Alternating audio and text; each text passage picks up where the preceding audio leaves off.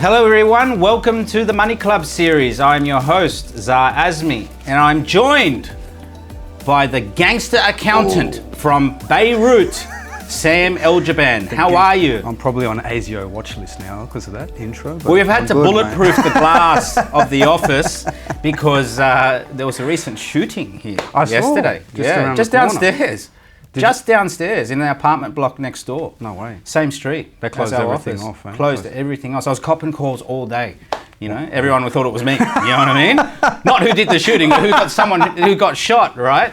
They kept calling me. I'm like, no, I'm okay. I should have put just a Facebook post up saying, I'm safe. Still alive. It wasn't me. I'm still alive. But crazy times, Sam. Crazy times. Wow. And I see that you've protected yourself in gangster attire today, so you can blend in. It's also, if you have the gangster look, people won't want to rob you. Yeah. Like, because it's inflation, man. Yeah. People are like, is he we're waiting for the knock on the door from the coppers to question us about where were you yesterday at 8:30 in the morning.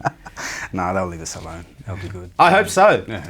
There's always exciting stuff happening around here, but we're actually shocked that it's actually happened in Bondi. Very sad for in terms of the victim. But it's crazy times. It's crazy times, and I think the issue we've got is like life's hard at the moment, right? And there's a lot of stressed out people and. I feel like shooting people sometimes, you know what I mean? But we have to pick up the phone. I might just smash my iPhone every now and then. But like, it is tough times at the moment. And I think, I'm dealing with it a lot with clients going, I'm scared, I don't want to sign a contract. I don't know where the market's heading, interest rates, where are they going to end up? Cost of living at the moment, like simple things like going grocery shopping, it's through the roof, and so people are feeling the pain at the moment, and it's really testing us as people to stay civilized and humble and just getting through it together. It's tough. Well, I don't think we've been through a time like this. In my adult life, I don't think I've been through a sort of situation where everyone's really on edge. I know the pandemic when that came, but you saw the government act and things.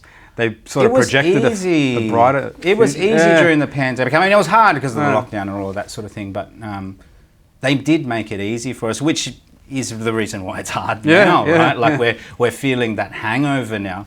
And, like we're feeling it as well in areas of our business. Clients aren't paying invoices. Clients don't want to do business. There's a lot of people, asking for loans as well. And that's, I guess, one of the downsides of being wealthy and successful is that people automatically think you've just got, all of this cash to lend out. I've got actually a lot of people owing me money at the moment, and some of them aren't even picking up the phone. It's because life's hard. Like interest repayments on mortgages have tripled. Businesses have tightened up, and people aren't spending as much money as they used to.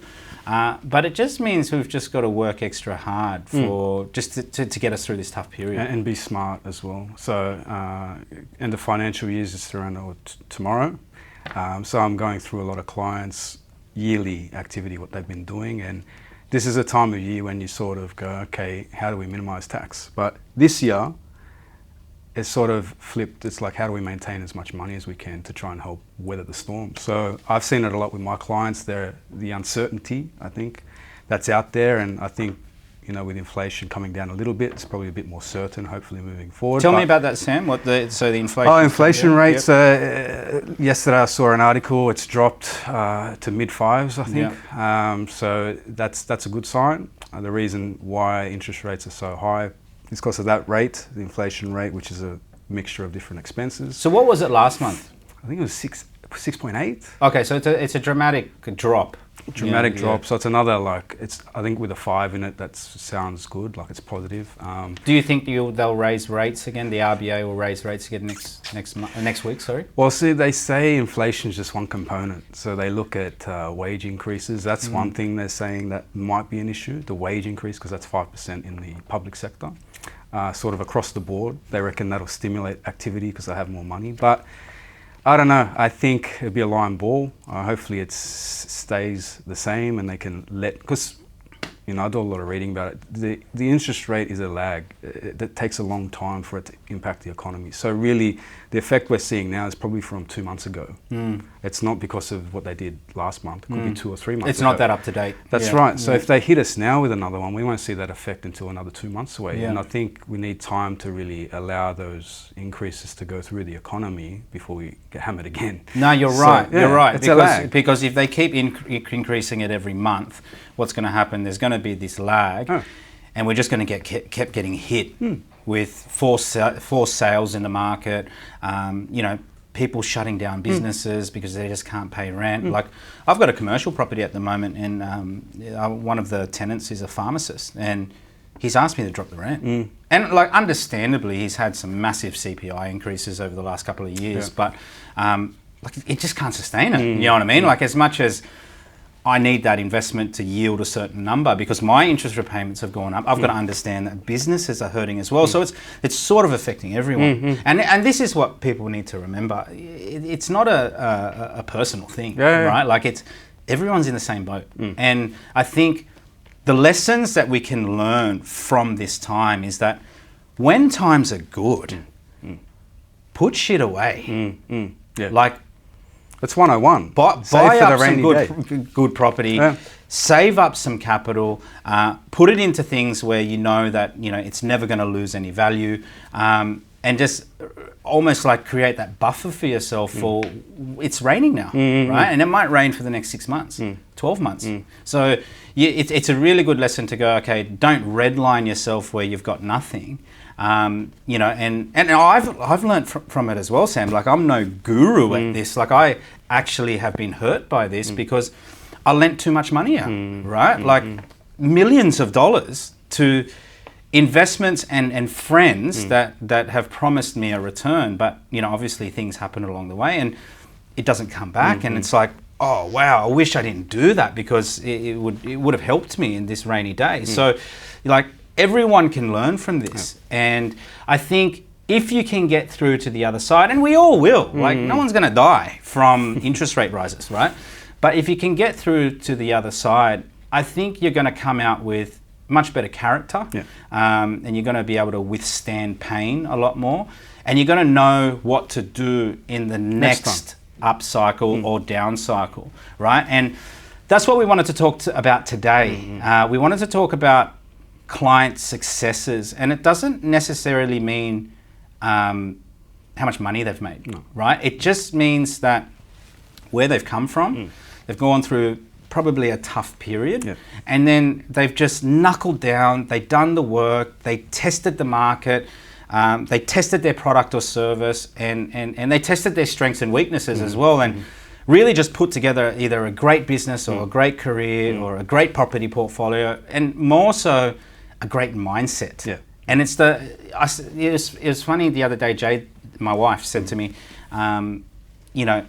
what are your goals for the next, say 5 to 10 years? And I told her what they were, and what I was saying to her, it's not so much the destination or that physical number that I'm trying to hit.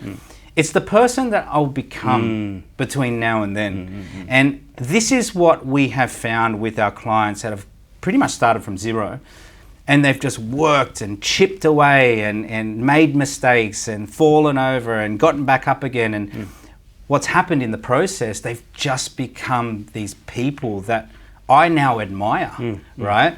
And it's not just about money. It's about who they've become. I think you nailed it on the head there. I think success is sort of, there's different levels of success for different people. So for example, and I think it's all attached to goal attainment. So if your goal is to get out of bed, you've been successful in that task. If that's all you do that day, you still succeeded in getting out of bed, but you didn't succeed as much as someone else that made heaps of money or went to the gym, all that kind of stuff. So there's different levels and I guess different categories. I think to be sort of well-rounded in life, you need to have goals in certain areas. Financial is very important. Health as well, mental. And when I say mental, goals I mean sort of like testing yourself and your ability to cope with hard things, like discipline. And that could tie in with maybe fitness, because they're sort of both discipline. They work hand in hand. Yeah, exactly. And that sort of trains the mind, which helps your body as well. So they're sort of hand in hand. Another one is emotional. So I would say trying to, it sounds a bit weird, achieving goals in an emotional sense, but developing your emotional capacity, not reacting emotionally, because you can fuck things up in your life if you do that. Learning. How many times have we done that? Oh, plenty. Yeah. You do that, especially when you're young. When you're young. Because you have no experience in life. You don't know how to control it, right? Exactly. And if you had what you had now in terms of emotional, say, skill, you could have navigated things better and probably got better outcomes. Because again, it's about achieving goals, which your emotional capacity can contribute towards. Spiritual as well, I think, helps you attain goals and be successful. And I don't mean like in a religious sense, really. It could be if you go to a church or a mosque to pray, but like doing things that nourish your soul. It could be spending time with family or whatever it is. It's something that makes you feel good. And yeah, financial as well. So I think there's about 5 I think I went through. You want to be well-rounded with all of those things. And I mean, the good thing about, I guess, business is that it's relatable, right, to all of those things, because we call entrepreneurship the ultimate self-discovery program, right? Because you really do find out about yourself, like when you're in business with yourself, because it's up to you to put food on the table. It's up to you to make shit happen and to be good to others, because you want other people to be good to you. You know, like I tend to be able to. I'm able to connect with a lot of different people because I've had to train myself to do that, because I need everyone on board for my mission. The one type of person that I find it hard to connect with are corporates, right? Because corporates usually they've been, especially executives, right? They've been in their position for a long time. They're getting this drug hit every fortnight, which is a pay slip, right? And they haven't really had to learn how to fend for themselves, because they've basically hid behind this big logo, corporate logo, could be a bank or something like that. And they just get comfortable within their position. Like I know so many corporates that just don't do anything, right? And and I'm not saying all of them, right? It's just that, and it's very important for these corporates to understand that they need to develop those skills to fend for themselves. So, you know, like it's hard to connect with those guys, but for us, we've had to go and connect with so many different people and really empathize, right? Yeah. And I find that a lot of people don't have that empathy level, and it doesn't get them ahead. And we've been forced to do it as entrepreneurs. It's part of the business model. We have to. We have to get along with everyone. We have to understand what it's like to be in other people's shoes. And when you come from nothing and you know you've struggled for 10 years, and I'm talking about me here, you really understand what it takes to be self-sufficient. And this is why we wanted to talk about our clients, that we share together, because we appreciate them. And a lot of these clients, they probably listen to this podcast, and I hope they feel proud of themselves, because they deserve the pat on the back, because when you're in business with yourself, no one pats you on the back. Exactly. Right? Because when business is good, it's great, right? But when it's bad, and a lot of people are going through bad business at the moment, it's fucking hard. Now those fucking corporates, right? It doesn't matter to them. They're making their paycheck every fortnight. But these people who are in business, right? Sometimes they don't eat.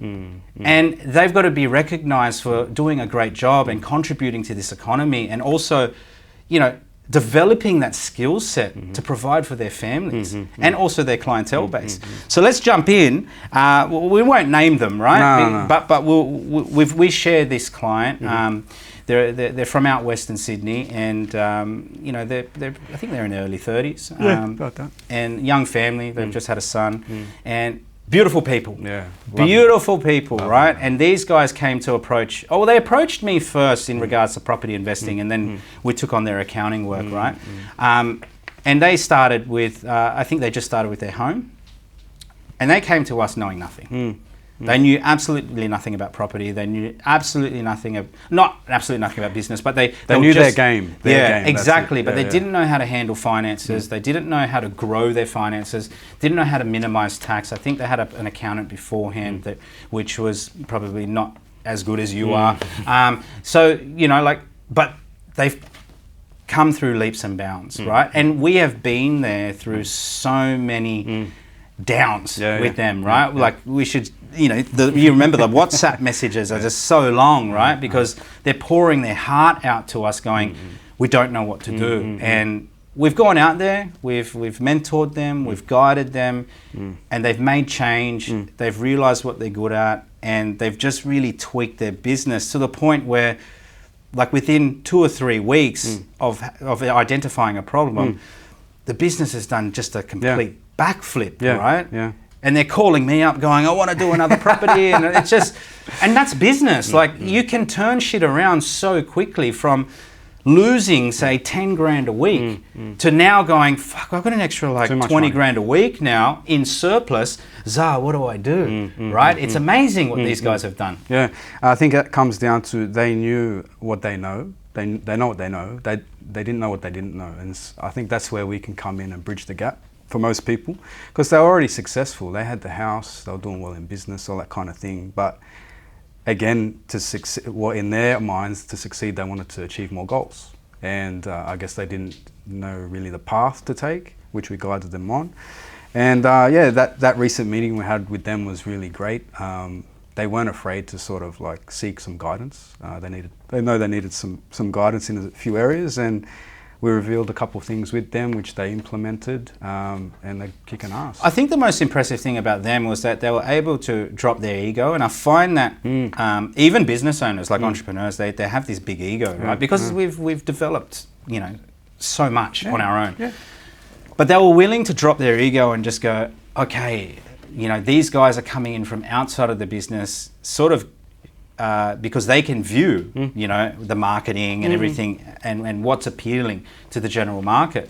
And they were willing to just drop that and go, okay, let's actually take that advice on. And they did it within a week or two. Like things just changed. And we're not saying that we had the answer, because we didn't even do the work. We just said, oh, this is what we're thinking. We don't know their business. No, not at all. Like we're not trying to take the credit for it. We're just saying, hey, like you had someone who really cares about you, you know, offer advice on what you should do. Who knows? It could have not worked, right? But at least they tried it and they did it and it worked. And when you receive messages from clients that say, you know, Zah, Sam, we did what you said, and oh my God, the result is just awesome, right? It is so rewarding. It's so fulfilling. Well, they came with the problem, and what was that saying? Insanity is doing the same thing over and over and expecting a different result. So they knew they had to do something different. And we just, I guess, helped them brainstorm a couple of different ways they could do something different. And they contributed, we contributed, and it led to a really good outcome, which they're very happy with. So so for our listeners, we identified their strengths, right? And their strengths was, the owner of the business his strength was being customer facing, so doing the sales, creating content, and people, because he created the content, he was on camera. People who wanted to buy, they wanted to buy from him. So there was no use having him in the back doing the actual work in the factory when he could pay someone $30 an hour to do it anyway. His strength should have been focused on getting clients, being in front of camera, and he just focused on that he's been doing it for the last month, and we've been watching it, and he's been generating so much more business, right? And that's his strength, right? And you need to outsource the other stuff, because that's the reason why you've got a business, right? You don't want to be caught up in the business. You still got to start working on the business. And it's very easy I still get caught up in the business, right? Because that's where you start. And you know, you feel like you can do it better than anyone else.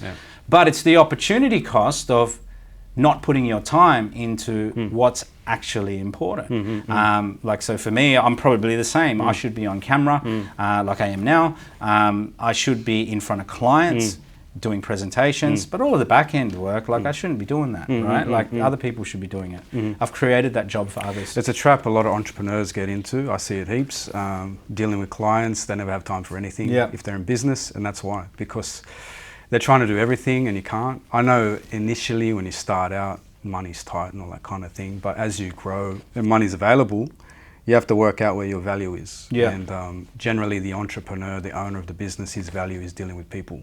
Because one more client is worth thousands of dollars instead of saving the $40 an hour, cost of labor. So growing the business is what you have to focus on once you've got to a certain level, and it's just hard for some people because that's their comfort, that's their expertise. It's a bit scary doing Sam, I think it's hard in this country because labor costs are so high. True, yeah. That's right. So then I know this because I've got a salon full of 10 staff, right, and that's a headache. And I'm not saying they're a headache. I'm just saying it's a headache to manage, right?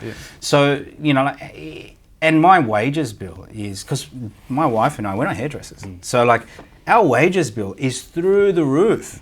But it's actually a good thing that we're not hairdressers because it's forced us to employ people and to create a business that's profitable with people doing the work. Without you guys doing the work. Yeah, exactly. like we that's know. That's a business. Exactly. We know nothing about hairdressing, right? But we know how to get clients. We know how to market. We know how to set up the business. We know how to actually operate the business. But we don't know how to work in the business, right? And that's what, and not everybody's built to be an entrepreneur, right? You've got to remember, okay, what are you? The key takeaway from this is, what is your strength? If your strength is actually doing the work, then maybe you should focus on that and charge a really high hourly rate. But in this case, for these business owners, yes, they can do the work, but their strength was working on the business. And I love it how they've broken through that barrier and actually gotten success from it. Yeah, I think it's only going to allow them to achieve more and more. Yeah. Tick that off. So amazing, man. Well done to those guys. Well done. All right, let's go to, let's say... Go to the next one. Which one? Your one. Super Boost Success. Super Boost. So this success stories... some clients of mine were in their, say, early 50s. They realized retirement was on the horizon. What'd they do for a living? One worked in a corporate job. The other was a... we just hammered him. We just hammered him. She was on a good income, but, I think it was just a type of admin, maybe a high level because she's older. Husband was, I think, a kitchen fitter or something, guys who build kitchen. Like a, what are they called? Carpenter type. So they're both in jobs, right? In jobs. So they were doing all right, but they never really thought about the future. And that's, I guess, the sort of thing I'm thinking, I'm trying to get across now is think about your future. Not just think about now, you have to think and plan for your future to succeed. Well, and this is a lot of... I hate bashing employees, right? But and I'm generalizing here because we've got a lot of clients who are employees, who are great people, and they're thinking about their future. But there are a lot, and I remember this from Jade's days in corporate Australia, where because they're getting paid quite well, and they do well, right? They feel like it'll last forever, right? They don't really think about the redundancies. They just think that they'll get another job somewhere else, and they probably do, right? And the pay just keeps coming in, and they don't realize that, oh, maybe one day I've got to put this away. Their super balance enough is just not enough. Like, you've got to be proactive about it. Whereas us business owners, we know it could run out at any moment, right? Look at what's happening now. Business is tightening up. So we hustle in a way where, okay, how do we buy more property? How do we contribute more to super? And these guys on fixed incomes who are on good incomes as corporates, right? They really need to understand that we don't know if next week's coming, right? And you've got to think about that. And I guess this is what these guys have done, right? They've been proactive about it. Yeah. So they were used to, say, getting the paycheck, and they're okay for now, but they never thought, 10 years, 20 years time. So that's where it caught up to them that, and most people in Australia aren't going to retire with enough in their super. And these guys were on that. Which is sad. So they identified that and they actually took action. So what is the average super balance that people retire on, Sam? I think it's about 300 or 400. Okay, so you think about 300 or 400 grand's got to last you, let's call it 30 years, right? Yeah, it's not that much money. And so how we like to So you sort of don't want to eat into your capital. So how we sort of explain it or show it is the 400k invested at say 7% will give you about 28 grand a year.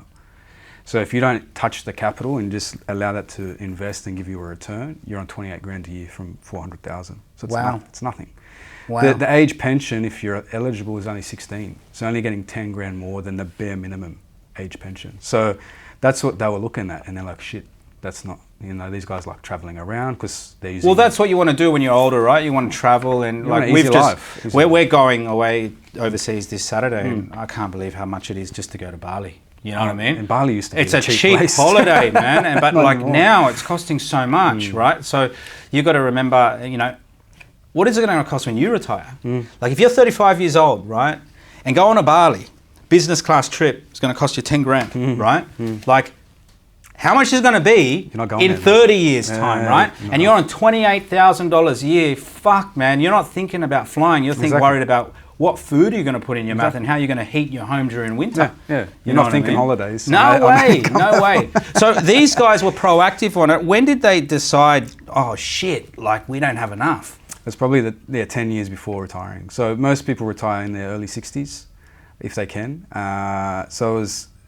And this I tell clients in their 50s to start talking and looking about retiring, like talking to their financial planner and me.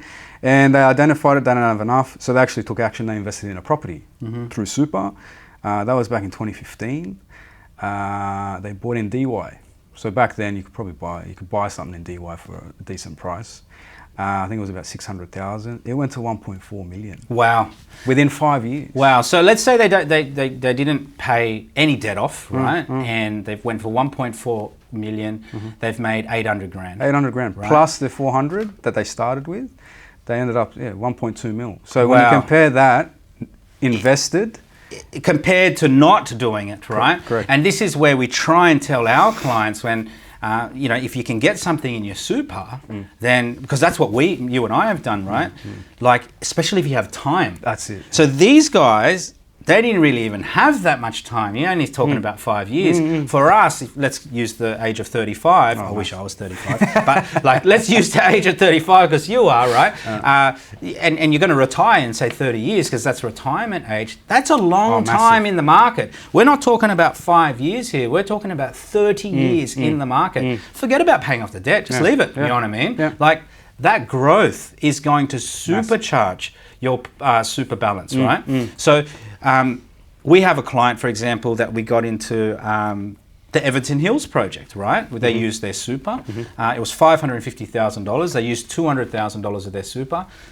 The property now, this was only 3 years ago, the property now is worth $750. So they used 200, right? Double. To make 200, they've turned their super in terms of 200K into 400K worth of equity in 3 years. Like, there's no way that their super fund would have done that, right? No way. And look, that was great timing and all of that sort of thing, but we're going to have good timing again, right? Like, another 10 years, what's that property going to be worth? Probably 1.5 mil, right? So if you've got super sitting there, like, don't wait till you're 10 years out of retirement and go, oh, we're going to be fucked if we just rely on our balance. Exactly. Right? Do something about it now. And you got to remember, no one's going to come and save you. No one's trying to. You know what I mean? Exactly. Like, that's what I feel like. Sometimes people, they go, Zah, like, you're too much. Like, leave us alone. It's like, yeah, but who's going to save you? Like, Zah's coming to save you, right? You're repelling me, but I'm actually coming to save you because in 20, 30 years' time, you're going to pick up the phone and go, Zah, why didn't you fucking push me harder, right? Why didn't you tell me to be more proactive? It's like, man, I tried, man. I tried. You're going to have to start recording these people. Yeah, man. Like, it's like, I told you to listen to the podcast, right? Let's move on. So I'll go on to one of my ones. This one's quite interesting. So what we try to do here, guys, for our listeners, is we try to go as diverse as possible. And we wanted to not favour just entrepreneurs. We didn't want to favour just employees. We didn't want to favour just bread and butter businesses. We want to show you that we've got a diverse set of clients, but also we're very proud of them. So this guy actually is a very, very good friend of ours, right? He first approached us and he owned a company, which was a trade company. It was doing okay, but he had no property, had quite a bit of savings, and you know, we became very, very close with this guy, and he's considered a very close friend of ours now. And unfortunately, he got arrested on drug charges, right? And before we go into it, we're going to say, look, we don't encourage, you know, that sort of behaviour or anything like that. At the end of the day, whether he's found guilty or innocent, the whole drug charge scenario is he's been an entrepreneur, right? Yeah. So, look, at the end of the day, if he did do it, he's being a business person. If he didn't do it, great. Hopefully he doesn't go to jail, right? But he got thrown in the slammer. You know, fortunately he got out on bail, and, you know, he's going through his court case now, and we hope and pray to God that he's going to be okay. But the reason why we're so proud of him is because he jumped, soon as he got out on bail, he fought for like the curfew, because he had a curfew, right? He fought to extend the curfew and not have to sign in so he could go to work. Not so he could go and do naughty things or anything like that. It was more so to go to work. And he's working in a physically hard job right now, and he's doing 6-hour days, 6-day weeks, 12-hour days. And I messaged him only like, I think it was only a few days ago, and I said to him, I go, man, when are we catching up? Like, I haven't seen you for so long. And he said, bro, I'm working 6 days. So I got one day where I can cook my meals for the whole week, at least go to the gym once, and then like I'm busy. And I'm like, man, like, I'm so proud of you. And I actually sent him a message the other day, and I said, I don't care what have you done, whether you're found guilty or not, I don't care. I am so fucking proud of you for working so hard and not falling into the trap of what a lot of people in your situation would do and find the answer at the bottom of the bottle, right? Or turn to drugs or whatever it is. You've really made something of yourself. And what more, he's continuing to buy property. You know what I mean? Like, because he's got that continuous income coming in, he can still get loans, and he's saving every fucking dollar he makes. He prepares all his food for the week, right? He lives super frugally, and he's actually making really good money. And I'm just so proud of him. And I said to him, I go, mate, you're the type of man that I want my son to look up to, because you've been kicked in the guts, right? And whether it's true or not, it's hard for anyone to go through that. And you've just gotten back up again, gotten out of jail, and gone, okay, I've got to go to work. And this guy, he's an honest dude, and I don't care what people say. Like, they go, oh, how honest can he be if he's a drug dealer? I don't even know if it's true or not. But who cares? The guy's work ethic is second to none. Like, how many of you would go to jail, get out on bail, spend, you know, tens of thousands of dollars on legals and court fees to get out on bail, and then go, all right, I'm going to go work 6 days a week in a physically hard, like, his job is hard, right? And the guy's in the best shape of his life. He sent me a selfie the other day. I was like, wow, you've been training? He goes, no, I've been working. Just working. Because the manual labour is so hard, right? And I'm incredibly proud. Well, we both are, right? Because he's an accounting client as well. And we're proud of him for not only working so hard and continuing to build a property portfolio, but also the mindset that he now has. Like, the guy's brain is like, he can get through anything. You know what I mean? It's like he's a fucking man of steel. I'm so proud of him.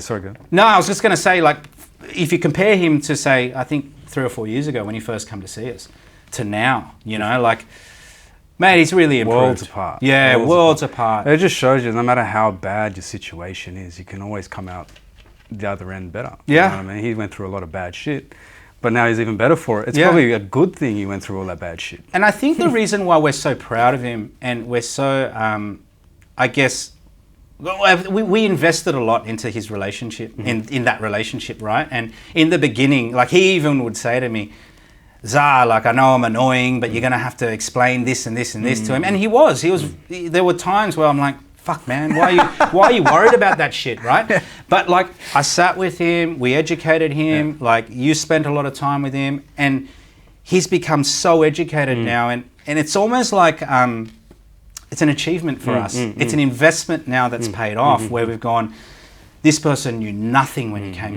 to us, right? He even had bad habits back then, right? And we've just turned him around, and man, I can't wait to see what the next 10 years does for him. Hopefully, like he's still with us, right? But he's turned into a great friend.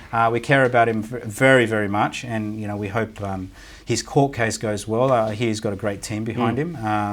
And look, I think he's really sort of turned a new leaf and doing really well in life. It's a good lesson and example to other people. Yeah. No matter how bad your life is, it can get better. Mate, you can't get worse Change your ways and stuff. than going to jail or obviously dying, right? But like, you can't get worse than that. Like, you're so restricted in terms of what you can do, can and can't do. We've had plenty of friends that have gone to jail, and they've gotten worse, right? Like, but the ones that really make something of their lives, like, it's very inspirational, you know what I mean? What did he do? He changed his goals. Yeah. And I redirected him into a better area. Yeah. So it's good. Very good one. Love it. All right, one of my ones. You know, a way you can succeed is chase your passion. I have a few clients that have done this in sort of the environment of the naysayer. We all have those people that go, why would you do that? Just stay in your job. So one guy, he's of Italian background.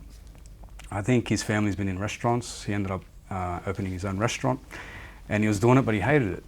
You know, it's all he ever knew. It's sort of a family expectation. It's always what he was going to do per the family, blah, blah, blah. And it got to the point where he just couldn't do it anymore. He put on a lot of weight, was just very unhappy. Ate too much of his own cooking. Maybe business was bad. He just kept eating. He didn't go out for dinner and stuff. But a lot of health issues came from that, depression, all that kind of stuff. And what turned the corner is he found a passion in training and learnt about nutrition, all that kind of stuff. Got to the point where he's that educated, he ended up trying to build his own community online, which he can do now. And he got enough of that community support and an audience that he developed over time that he got rid of the shop, even amongst the whole family pressure and that's what you should be doing and why would you do this? You're not going to make money. That's always tough. And he's done it, and now he's making good money, and he's trying to work out how to expand more. He's that busy and he wants to leverage more and grow the business. So very nice one, very nice story, especially because it's got that in a lot of ethnic background families, there's always a lot of pressure on doing something to appease the families. I relate to that because my family were big on, you know, education, academics. You know, I was looked at as the black sheep of the family. You know, you still got a degree and all that. You still did all right. You know what? I did that purely just to that was just to tick the box. Tick the box for the family, and I think they were proud of me that I actually achieved that. But no, I've never used it. But it's not what you wanted to. No. And look, it's an Asian thing. Like, you know, it's a status thing. I think. I think university is a bit of a fucking scam. You know, it's a big sort of marketing campaign to get you into debt, and it's almost like buying the home, right? But anyway, it's a separate topic for another time. But I do relate to that because, you know, in our Asian culture, like, for example, my mum's side of the family, everyone was engineers. Yeah.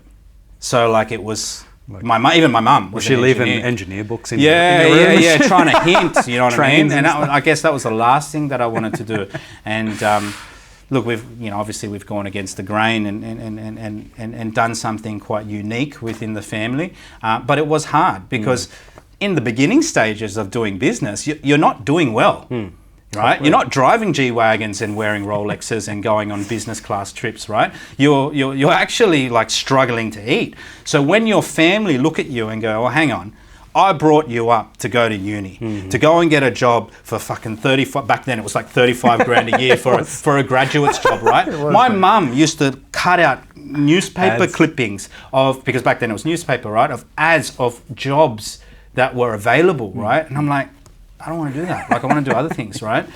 So it is very difficult because they don't see the success and they don't see the light at the end of the tunnel because they only know one thing. And it's not until, 10, 15 years down the track where hopefully you've made it, they can actually see, oh wow, I'm proud of you, right? They understand. So I get that. It's really hard in that initial phases, and I admire the people that have been able to push through that and just follow their passion and follow something that, well, look at him now, like he's in shape, right? He's doing something that he loves. And really he's happy at the end of the day. That's the main thing. He's happy. Whether it's rewarding him financially more than or less than the restaurant's a different story. But he's actually found something that he's happy doing. Sustainable. Yeah. And he can grow the business to however he wants. Yeah, he can leverage a lot. You think about my happiness if I was an engineer compared to, I'll just be copying everybody's work. You'd be watching this podcast trying to escape by investing in the property. That's you know what? I'll be on Fiverr.com going, can you help me do my work for me? Because I have no idea. You know what I mean? Outsource, right? Focus on my strengths. Okay, so let's keep moving. Let's go with show up every day. So this client is probably one of our first Luxland clients actually, and he's done very well with us. And I've known him since I think 2015, actually earlier, but probably almost 10 years now. I met him. So he's a sign writer. So I met him through another mutual friend, and he actually done sign writing for us in this office as well. I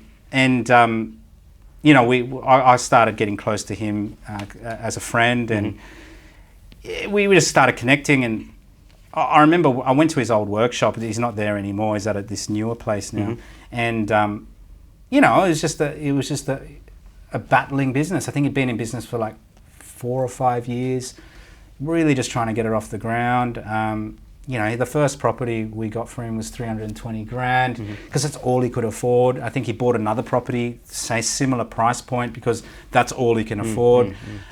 And he's just kept on buying properties through us, and we obviously help him out with his accounting and his growth in business now. And now he's about to build his first duplex. He's gone through leaps and bounds.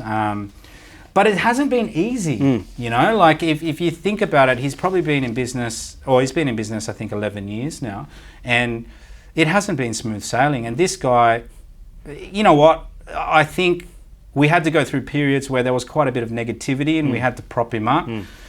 But now he's become this guy where he's just got too much work. He's built this brand where he's actually saying no to work now, Sam. Like he's going, nah, we don't do that $6,000-$7,000 job anymore because it's just too small. We're gonna refer you to someone else, and he just focuses on the $20,000 jobs now. And this is back when he would do a sign for $200, right?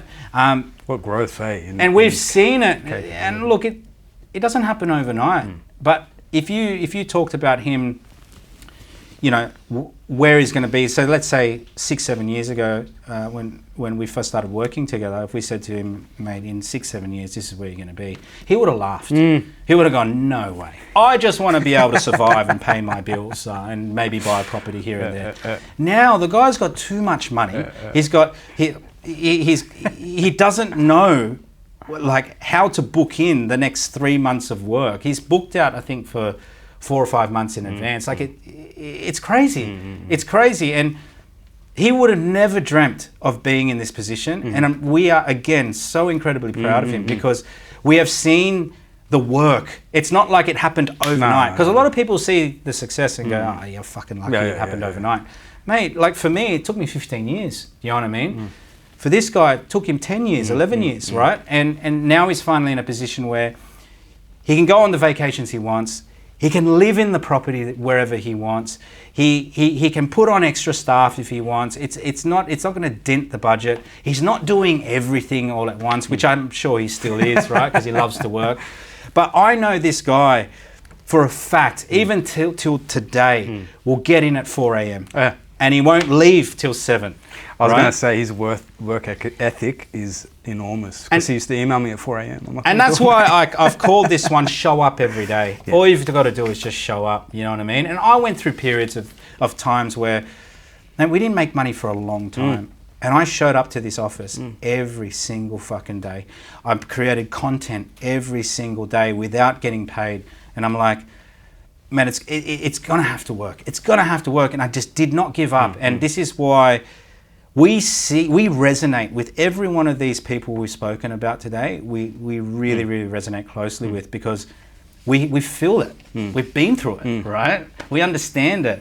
So we really appreciate them. So this particular person or this family, they've been through so much, you know.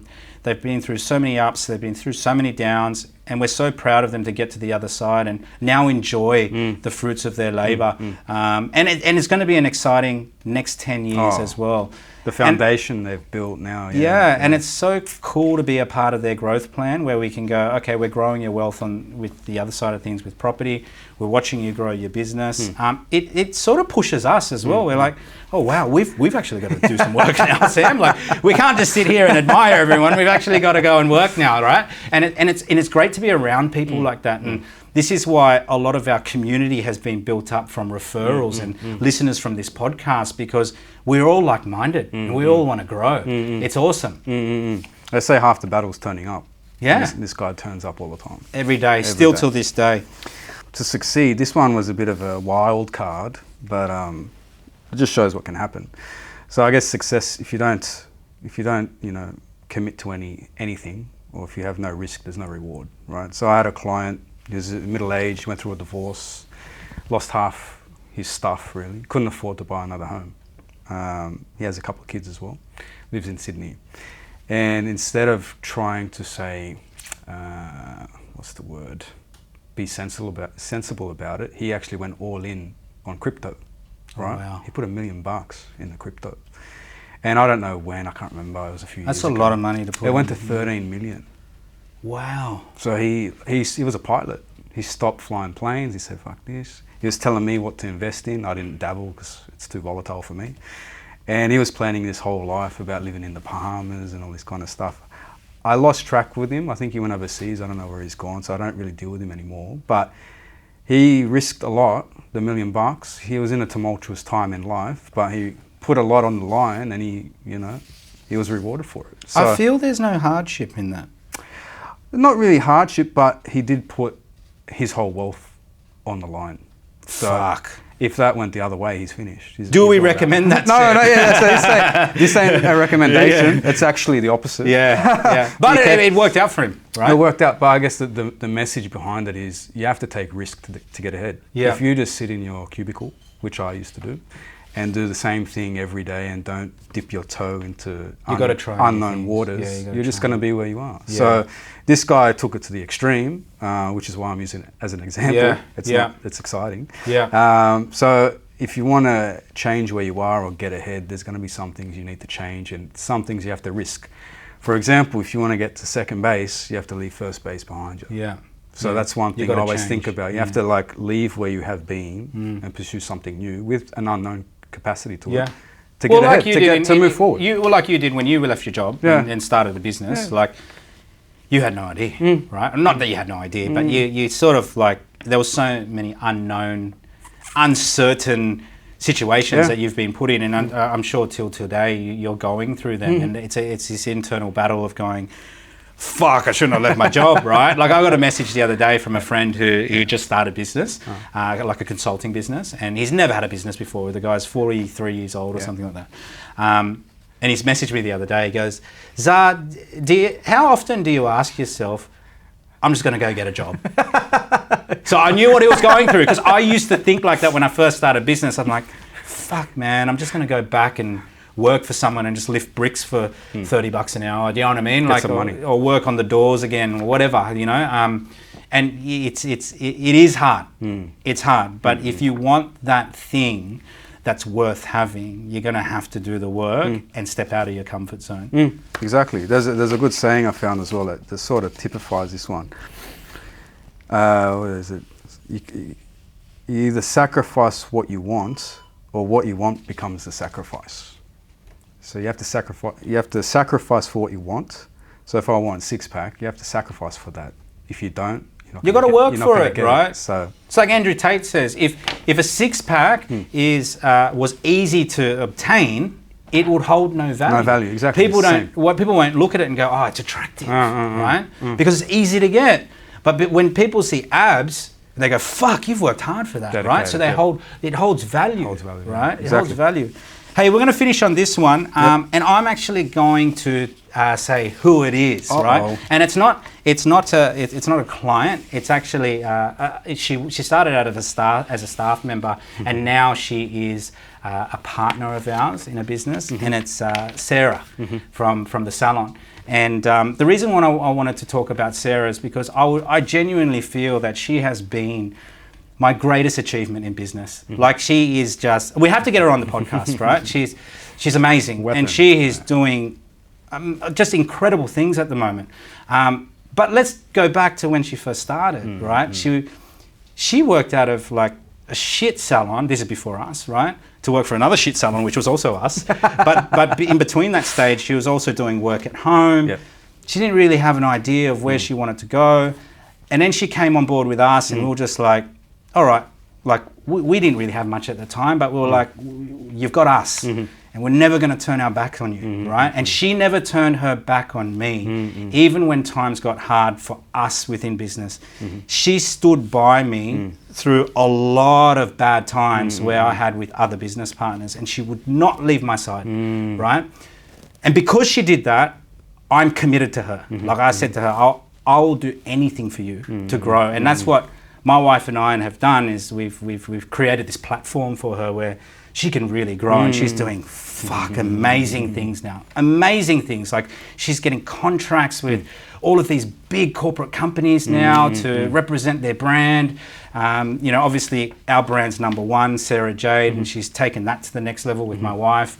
And both of them are doing amazing things. But Sarah in particular, it's a really good example that you can start in a trade, which is just it's a bread and butter trade, right? It's just hairdressing. It's like being a plumber. It's like being a builder.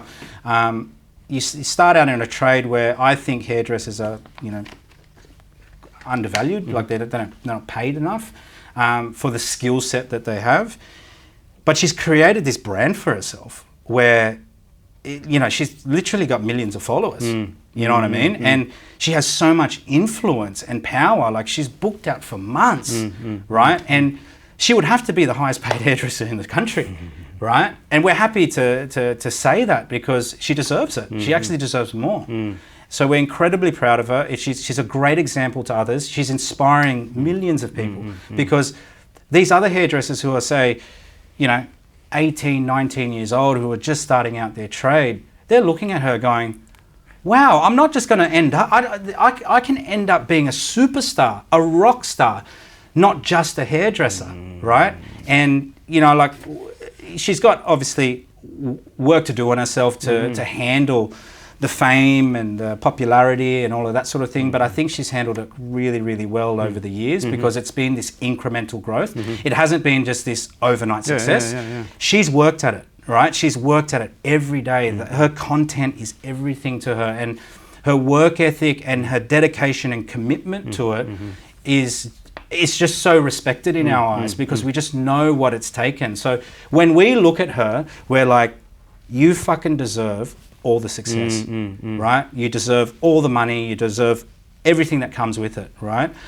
Because we've seen the work. You've seen the struggle. It's been hard, to get the likes, the views, the attention, and build herself up. She's been with us for, how long has she been with us, Jade? 7 years now. 7 years, right? Wow. So coming up to 10 years, So the majority of our life within the salon, we've had the salon for 10 years, has been with Sarah. And, we owe her so much. And we're incredibly proud of her, and we can't wait to see what she's going to do for the next, say, 7 years. But she's a really good example to others to show that, hey, a boring trade is not really boring. You can turn yourself into a superstar. You just got to work for it. She's inspirational to others, yes. Mate, she's inspirational to me, right? She inspires me. Like, I'm not just the boring property investment guy. You're not just the boring fucking accountant, even though I make fun of you for it, right? We all have something in us to be able to go, hey, I want to be a rock star within my industry. And all of these people we've talked about today, they're all rock stars. 100%. Even if they're corporates, even if they've all made wins, right? And they've all come from a place where they struggled. And I think it's really timely to have talked about this, because so many people are struggling. And we've got to tell our audience that, hey, no matter how hard business and life gets, you're going to get through to the other side and you're going to become a better person. Hang in there, there's brighter days. It's just a dark time. Love it. Thanks, Sam, for thank today. you, man. That was a really good one. I liked it. I really loved it. I really enjoyed it. I hope you guys enjoyed it too. Stay tuned for the next one. Peace. See you.